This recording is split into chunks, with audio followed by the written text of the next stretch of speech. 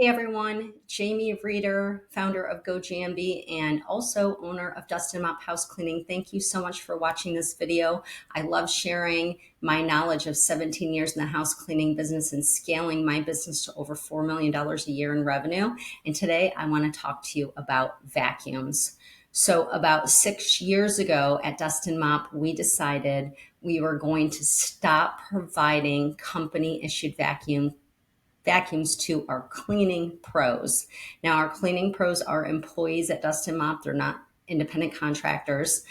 So we had historically always purchased vacuums and maintained them. But as you all know, anyone that has employees that are in charge of taking care of their vacuums, unfortunately, that doesn't always happen.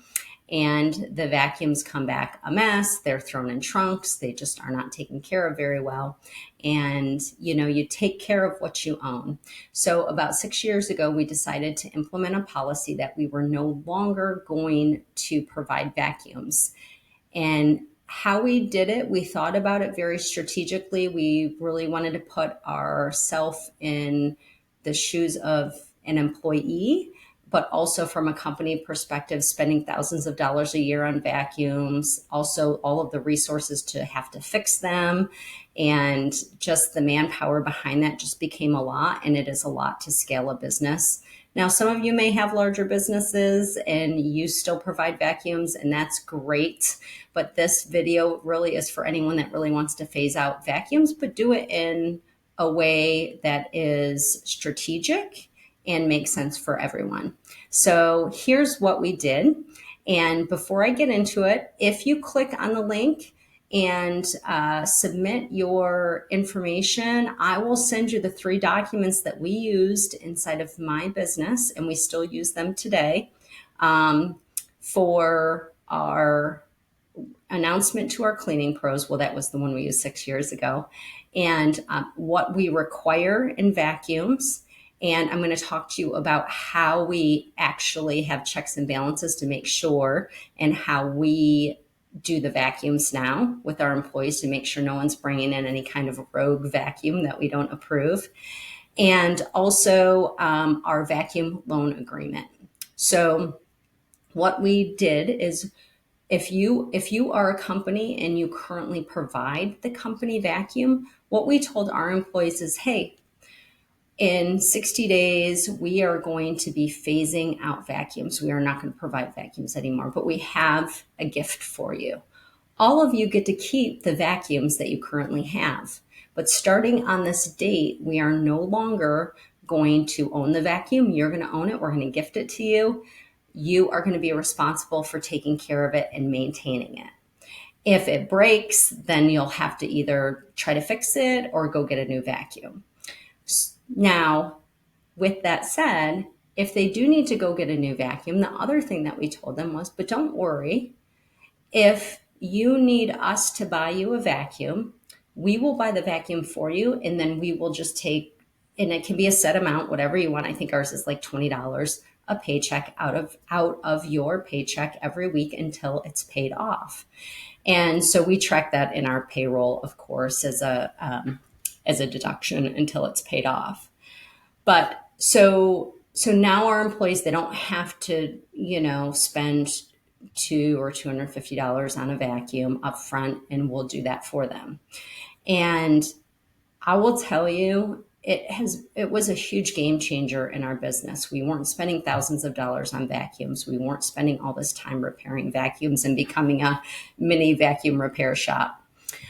So we do have the other document that I'm going to share with you. So the first one, of course, is the announcement to the cleaning pros and how to roll it out.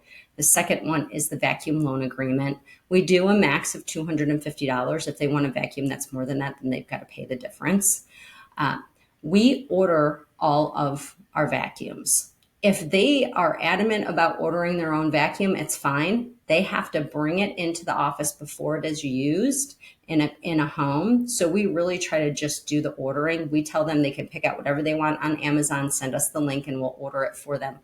But it has to meet this criteria. So we will give them a list of, like, here's a few, 3 or 4 vacuums that we have pre-approved. But again, because they own it, you need to let them select it. So we also have a sheet, a document that I'm going to share with you that is the whole list of what the vacuum needs to include. Like a beater bar, and it can't be just one of those stick vacuums. It needs to have a canister. It needs to have detachments so you can get into crevices and corners and things along those lines. So that's how we rolled out that program. And it's really, really easy, but there are a few things that you have to do. Number one is don't just send it out in a memo. Get your team on a Zoom if you don't do in-person meetings, or do it in person. It's just, they get the tone, they understand it. And for us, what we also do is we have loaner vacuums in our office at all times.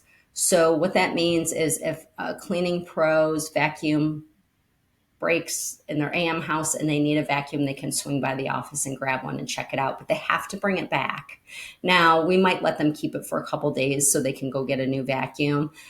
So always have a few loaner vacuums, but have a checkout system for them. It can be something simple like an index card. If you want to do it old school, you can do it that way. But we really don't have a lot of cleaning pros that come and check vacuums out. They're there for kind of emergency purposes. And we run a solo house cleaning company at Dustin Mop. So for our cleaning pros, they're not coming into the office every day. So for them to come to the office, they're like, I'll just go buy one, or hey, get me one on Amazon and I'll just keep this one for a few days. So that is it. I hope that that's helpful for you, and I don't want to dive too much into it on the video, but certainly reach out to me if you have any questions at all about the vacuum program, how to roll it out, or if you have any challenges understanding the documents that I sent over. I'm happy to answer any questions. You can email me back at the email that you get with the documents. Thanks so much. I appreciate it, and tune in again.